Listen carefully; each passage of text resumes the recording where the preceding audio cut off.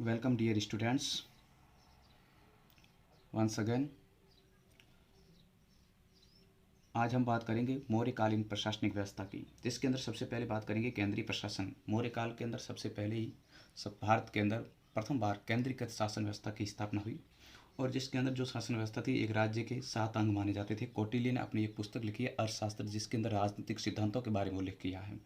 और उसकी पुस्तक के अनुसार एक राज्य के 7 अंग, जिसके अंदर केंद्र के अंदर राजा और राजा के पास जनपद होता था, जनपद और उसकी सहायता के लिए अमात्य यानी मंत्री होते थे, और वो दुर्ग यानी दरबार होता था, दुर्ग, और उसके पास में उसकी सेना के रक्षा के लिए सैनिक, और देश की अर्थव्यवस्था को सुधार करने के लिए कोष, और अपना परम सलाहकार मित्र। ये जनपद, कोष, अमात्य, दुर्ग, मित्र, सैनिक और राजा, ये 7 अंग माने जाते हैं एक राज्य के, जिसको सत्ता सिद्धांत के नाम से जाना जाता है। इसके अलावा प्रशासनिक व्यवस्था के अंदर एक महत्वपूर्ण परिषद होती थी, जिसको मंत्री परिषद कहा जाता था। मंत्री परिषद के मंत्रियों को मंत्रिणा कहा जाता था, और इस मंत्रियों की जो नियुक्ति होती थी वो उपधा परीक्षण के माध्यम से होती थी। किस परीक्षण के माध्यम से? उपधा परीक्षण। उपधा परीक्षण क्या होता था कि जब केंद्र के अंदर राजा क्या करता था, अपने मुख्य पद, जिस प्रकार से मुख्य पदों के अंदर पुरोहित और प्रधानमंत्री आते थे, और पुरोहित और प्रधानमंत्री जैसे महत्वपूर्ण पदों पर जब मंत्रियों की नियुक्ति करता था, तो उसके लिए सबसे पहले उसको एक परीक्षा ली जाती थी, जिसके अंदर उसके चरित्र की भली भांति जांच परख की जाती थी, और उस चरित्र की भली भांति जांच परख करने के बाद में उसको मंत्री पद पर नियुक्त किया जाता था। इसी परीक्षण को उपधा परीक्षण कहा जाता था। उपधा परीक्षण का मतलब यानी मौर्य काल के अंदर मंत्रियों की नियुक्ति के लिए उसके चरित्र की भली भांति जांच परख की जाती थी, जिसे उपधा परीक्षण कहा जाता था। केंद्रीय प्रशासनिक व्यवस्था को संभालने के लिए एक होता था तीर्थ। तीर्थ क्या होता थी कि तीर्थ विभाग थे। केंद्रीय प्रशासनिक व्यवस्था के अंदर 18 विभागों का उल्लेख किया गया है। 18 विभाग, जैसे इस विभागों को नाम दिया जाता था, उस समय मौर्य काल के अंदर कहा जाता था तीर्थ। क्या कहा जाता था? तीर्थ। और इसके अध्यक्ष होता था, उसको अध्यक्ष को महामात्र कहा जाता था। अध्यक्ष को क्या कहा जाता था? महामात्र। केंद्रीय प्रशासनिक व्यवस्था के अंदर 18 तीर्थ थे, और जिसके अंदर अध्यक्ष होते थे उसको महामात्र कहा जाता था। और प्रमुख तीर्थ होता था, तो प्रमुख तीर्थ के अंदर अमात्य होता था। और प्रमुख तीर्थ कौन कौन से थे? दूसरा था पुरोहित, तीसरा सेनापति, और चौथा होता था युवराज, जो राजा का उत्तराधिकारी होता था, आर्यपुत्र होता था। इस तरीके ये 4 महत्वपूर्ण पद होते थे, जो मौर्य काल के अंदर केंद्रीय प्रशासन के अंदर मुख्य तीर्थ थे या मुख्य अध्यक्ष होते थे। इसके अंदर अमात्य, मंत्री, पुरोहित और सेनापति और युवराज। इसके बाद में एक महत्वपूर्ण पद और था, जिसका नाम आता है समाहर्ता। केंद्रीय प्रशासनिक व्यवस्था के अंदर समाहर्ता भी एक महत्वपूर्ण पद था, और समाहर्ता का मुख्य कार्य क्या होता था? समाहर्ता 3 प्रकार के कार्य करता था। ये राजस्व अधिकारी होता था। समाहर्ता कौन था? राजस्व अधिकारी था, और राजस्व अधिकारी होने के कारण इसका मुख्य कार्य यह था राजस्व एकत्र करना, यानी जो कर राज्य को मिलता था उसको एकत्रित करने का कार्य करता था। इसके बाद में ये आय व्यय का ब्यौरा रखता था। आय व्यय का ब्यौरा अपने पास में रखता था, और इसके अलावा ये बजट तैयार करता था। मौर्य काल के अंदर बजट तैयार करने का कार्य भी कौन करता था? समाहर्ता करता था करना। और इसके अलावा एक और महत्वपूर्ण पद था, जिसका नाम था सन्निधाता। क्या था? सन्निधाता। सन्निधाता का मुख्य कार्य क्या था? ये कोषाध्यक्ष था। सन्निधाता कोषाध्यक्ष ये अपने प्रांतों के अंदर कोषागृहों की या अन्नागारों की स्थापना करवाने का कार्य करता था। ये केंद्रीय प्रशासनिक व्यवस्था के अंदर 18 तीर्थ थे। इसके अलावा 26 और अन्य विभागों की भी जानकारी मिलती है, जिसके अंतर्गत हमें जैसे शीताध्यक्ष, लवणाध्यक्ष, पोतवाध्यक्ष, इस प्रकार के अलग अन्य 26 विभागों का उल्लेख मिलता है, जो केंद्रीय प्रशासनिक व्यवस्था संभालने का कार्य करते थे मौर्य काल के अंदर। ये थी केंद्रीय व्यवस्था। इसके बाद में आता है मौर्य काल के अंदर प्रांतीय प्रशासन कैसा था? क्या था? प्रांतीय प्रशासन। ध्यान दीजिए, प्रांतीय प्रशासन मौर्य काल के अंदर, चंद्रगुप्त मौर्य के काल के अंदर प्रांत 4 भागों में विभक्त थे, और उसके बाद में अशोक के काल के अंदर ये प्रांतों की संख्या 5 हो गई थी। तो सबसे पहले बात करते हैं प्रांत और उसकी राजधानी। कौन कौन से प्रांत थे और उसकी राजधानी क्या थी? प्रांत एक तरफ लिखते हैं, एक तरफ राजधानी लिखते हैं। प्रांत के अंदर सबसे पहले बात करते हैं सब एक उत्तरापथ। उत्तरापथ की राजधानी थी तक्षशिला। उत्तरापथ था, उत्तरापथ की राजधानी तक्षशिला थी। दूसरा था दक्षिणापथ। दक्षिणापथ की राजधानी थी सुवर्णगिरी। सुवर्णगिरी थी। तीसरा था अवंती राष्ट्र।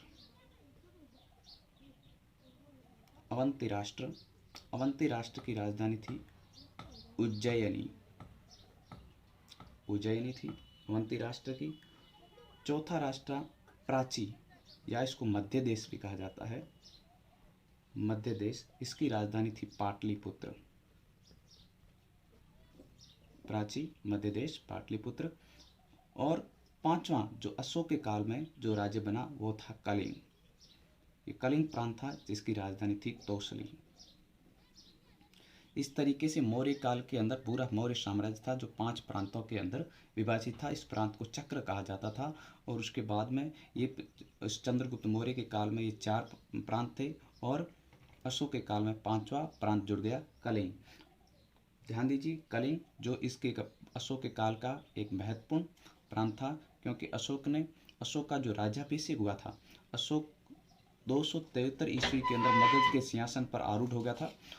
ये मगध के सिंहासन पर बैठ गया था, राज्यारोहण।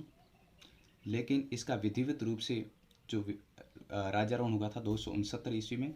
और उसके बाद में अपने शासन के राज्यारोहण के 8वें वर्ष का मतलब होता था 261 ईसा पूर्व के अंदर उसने कलिंग के ऊपर आक्रमण किया था। ऐसा माना जाता है कलिंग के अंदर क्या था, वो व्यापार और वाणिज्य की दृष्टि से सुदृढ़ था। कई इतिहासकार कहते हैं व्यापार वाणिज्य की दृष्टि से सुदृढ़ होने की वजह से अशोक ने उसको प्राप्त करना चाहता था, इसके लिए आक्रमण कर दिया था।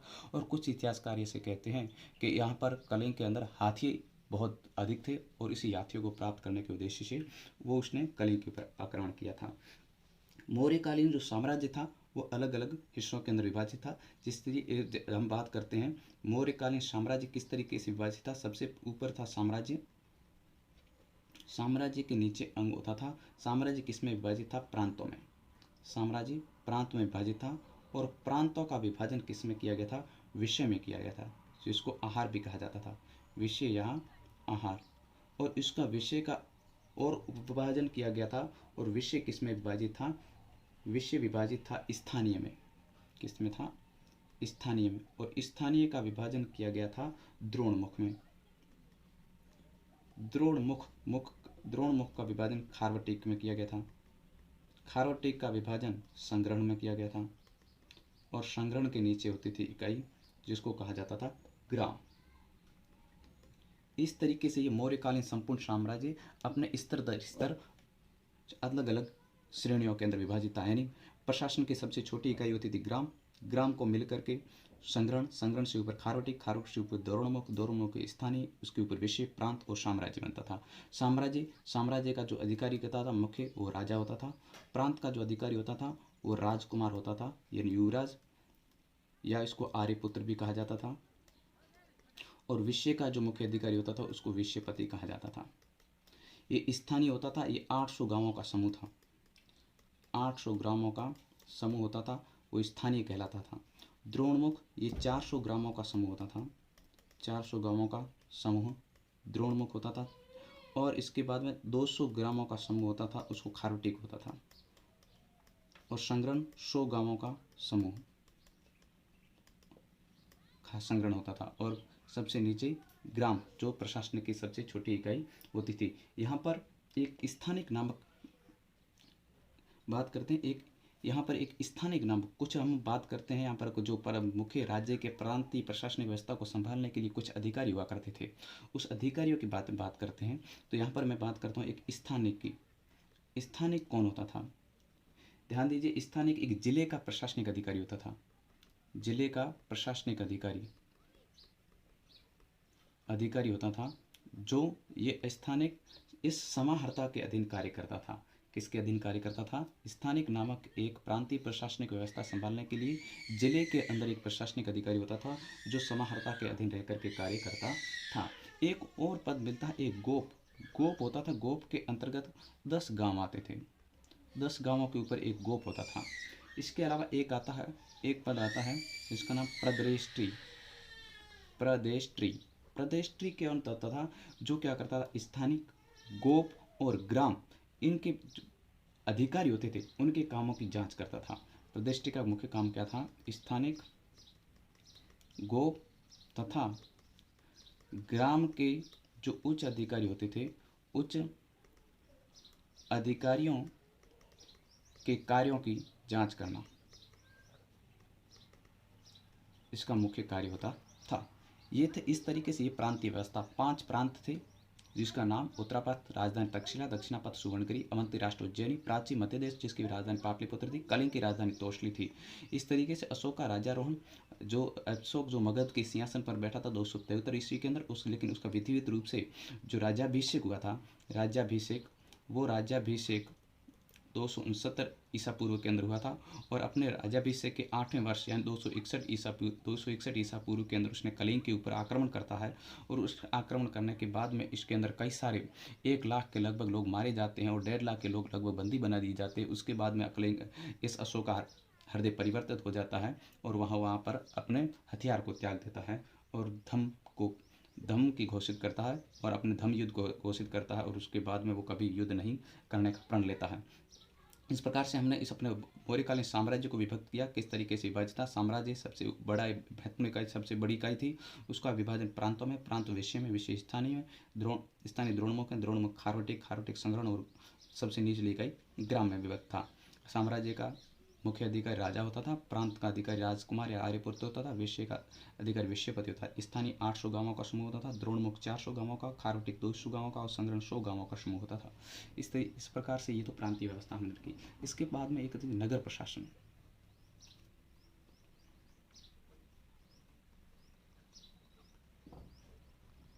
कौन सी शासन व्यवस्था, नगर प्रशासन। नगर प्रशासन क्या होता था, इसके अंदर नगर के अंदर 6 समितियां होती थी। नगर के अंदर कितनी समितियां थी, 6 समितियां। ये 6 समितियों का अलग अलग नगर के अंदर प्रशासनिक व्यवस्था संभालने का कार्य था। जो पहली समिति थी उसका मुख्य कार्य क्या था, उद्योग शिल्पों का निरीक्षण करना। प्रथम समिति उद्योग शिल्पों का निरीक्षण करने का कार्य करती थी। पहली समिति नगर प्रशासनिक व्यवस्था को संभालने के लिए 6 समितियां बनी हुई थी। दूसरा, विदेशियों की देखरेख करने का काम करती थी। विदेशी जो लोग आते थे उनकी देखरेख करने का कार्यक्रम, विदेशियों का देखरेख करने का कार्य करती दूसरी समिति। तीसरी समिति जो जनसंख्या से संबंधित थी, जन्म मरण का पंजीकरण करती थी, कितना बच्चों ने जन्म लिया, कितने मरे, उसके बारे में। और चौथा था व्यापार वाणिज्य से संबंधित थी, व्यापार वाणिज्य के। और पांचवी थी जो निर्मित वस्तुएं होती थी उसके विक्रय का निरीक्षण करती थी। निर्मित वस्तुओं के विक्रय का निरीक्षण, यानी निरीक्षण करने का मुख्य ये कार्य था। निरीक्षण इसलिए करती थी किसी प्रकार का मेल मिलावट नहीं किया जाए, कोई भ्रष्टाचार नहीं किया जाए, कम तोला नहीं जाए, इस तरीके से। छठा था बिक्री कर वसूलने का कार्य करने वाली, वसूलना। इस छठी समिति का कार्य होता था। इस प्रकार से मौर्य काल के अंदर नगर प्रशासन को संभालने के लिए 6 समितियां बनी हुई थी। प्रत्येक समिति के अंदर 6 समितियां बनी हुई थी, प्रत्येक समिति के अंदर 5 सदस्य होते थे। और इस प्रकार से ये 30 सदस्यों का ये संगठन नगर की प्रशासनिक व्यवस्था संभालने का कार्य करती थी। इसके अलावा एक और पद मिलता है, एक रक्षण भी होता था नगर की प्रशासनिक व्यवस्था संभालने के लिए। जो रक्षण का मुख्य होता है पुलिस व्यवस्था। ये पुलिस व्यवस्था नगरों के अंदर शांति और व्यवस्था बनाए रखने का कार्य करती थी। इसके बाद में आता सैन्य व्यवस्था।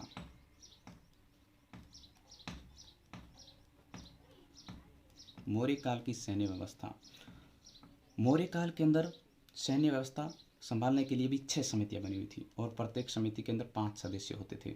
और इस प्रकार से कुल मिलाकर के 30 सदस्यों का दल ये सैन्य व्यवस्था करता था, जिसके अंदर माना जाता है विद्वानों के अंदर एक प्लिनी महोदय हुए हैं कि जो मौर्य काल चंद्रगुप्त मौर्य थे उसके काल के अंदर जो सेना थी वो इस प्रकार थी, चतुरंगी सेना होती थी। इसके अंदर पैदल सैनिकों की संख्या थी 6 लाख। उसके बाद में अश्व सेना होती थी। अश्व सेना के अंदर लगभग 50,000 घोड़े होते थे और उसके बाद में गज सेना या हस्ती सेना होती थी, जिसके अंदर लगभग 9,000 हाथी थे, और एक अति रथी थे सेना जिसके अंदर 800 रथ होते थे। ये चार, और इसके अलावा भी इनके पास में 9 सेना भी थी। तो इस प्रकार हम कह सकते हैं सैन्य व्यवस्था के अंदर 6 समितियां थी, जिसके अंदर एक समिति पैदल सेना की थी, जो एक पैदल सेना का कार्य संभालती थी, दूसरी अश्व सेना के अंदर, तीसरी गज सेना, चौथी रथी सेना, और पांचवी नौ सेना, और छठी समिति होती थी जिसका काम होता था इन सभी सेना को रसद सामग्री उपलब्ध कराने का कार्य किया जाता था। एक महोदय हुए हैं जस्टिन ने इस चंद्रगुप्त मौर्य की सेना को क्या कहा? डाकुओं का गिरोह कहा। डाकुओं का गिरोह, यानी इतनी बड़ी सेना, विशाल सेना क्या थी? एक डाकुओं की सेना थी। ये किसने कहा है? जस्टिन महोदय ने कहा है। इसके बाद में न्याय व्यवस्था, हम बात करते हैं मौर्यकालीन शासन व्यवस्था के अंदर न्याय व्यवस्था। न्याय व्यवस्था किस तरीके से थी? राजा सर्वोच्च न्याय होते थे। इस काल के अंदर, मौर्य काल के अंदर, राजा मुख्य न्यायाधीश होता था। मुख्य न्यायाधीश, इसका मुख्य न्यायाधीश होता था। केंद्रीय जो न्यायालय होता था, जो केंद्रीय न्यायालय पाटलिपुत्र था। केंद्रीय न्यायालय कहाँ पर था? पाटलिपुत्र में। और न्यायिक व्यवस्था के अंदर सबसे निचली जो स्तर था वो ग्राम सभा था, यानी ग्रामीण स्तर के जो मामले होते थे उसको निपटाने का काम कौन करती थी? ग्राम सभा करती थी। और उसी प्रकार से अलग अलग स्तरों के अंदर अलग अलग स्तरों पर अलग अलग न्याय व्यवस्था होती थी। ग्राम के ऊपर जिस तरीके से संग्रहण था, संग्रहण स्तर की वहाँ पर व्यवस्था थी, वहाँ पर न्यायालय होते थे। उसके बाद में जिस तरीके से संग्रहण के बाद में संग्रहण के बाद में खारवटिक होता था, दोरणमोख होता था, और रिष्ठानी होती थी। इस प्रकार अलग अलग स्तरों पर अलग अलग न्याय व्यवस्था के स्तर थे। और इसके अलावा न्याय व्यवस्था के अंदर 2 स्तर थे। कितने स्तर थे? न्याय व्यवस्था के 2 स्तर थे। एक था धर्मस्थीय, 2 प्रकार के न्यायालय थे मौर्य काल के अंदर, धर्मस्थीय, और दूसरा न्यायालय था जिसका नाम था कंटक शोधन। ठीक है, 2 प्रकार के न्यायालय में देखने को मिलते हैं। धर्मस्थीय के अंदर दीवानी मामले आते थे, और कंटक शोधन के अंदर फौजदारी मामले होते थे। फौजदारी न्यायालय होता था। ये धर्मस्थीय दीवानी न्यायालय कहलाता था, ये कंटक शोधन था वो फौजदारी न्यायालय कहलाता था। इसके अंदर जो मार पीट, लुटेरे से, लूट से संबंधित जो मामले होते थे, जिसे साहस कहा जाता था। साहस किसे कहा जाता था? मारपीट, लूट डकैत से संबंधित जो मामले होते थे उसको साहस कहा जाता था। इस प्रकार से यहाँ पर न्याय व्यवस्था स्थापित की जाती थी। इसके अलावा भी यहाँ पर मौर्य काल के अंदर एक और व्यवस्था मिलती है, गुप्तचर व्यवस्था। गुप्तचर व्यवस्था, गुप्तचर व्यवस्था भी 2 भागों में विभाजित थी। एक थी संस्था और एक कहलाती थी संचार। संस्था का मतलब होता था ऐसे गुप्तचर जो एक स्थान पर रहकर गुप्तचर का कार्य करते थे, वो संस्था कहलाते थे। और दूसरा था संचार, जो घूम घूम कर क्या करते थे? घूम घूम कर गुप्तचर के रूप में कार्य करते थे, वो कहलाते थे संचार गुप्तचर कहलाते थे। इस तरीके से ये मौर्य काल की संपूर्ण प्रशासनिक व्यवस्था का वर्णन हो गया, किस तरीके से यहाँ पर प्रशासनिक व्यवस्था संभाली जाती थी। केंद्रीय, प्रांतीय, नगर प्रशासन, सैन्य प्रशासन, न्याय प्रशासन और गुप्त व्यवस्था, इस तरीके के माध्यम से उसने संपूर्ण साम्राज्य के अंदर शासन व्यवस्था को एकता के सूत्र में बांधने का प्रयास किया। ठीक है, आशा करता हूँ आपको हमारा ये जो अध्याय है अच्छा लगा होगा। जय हिंद।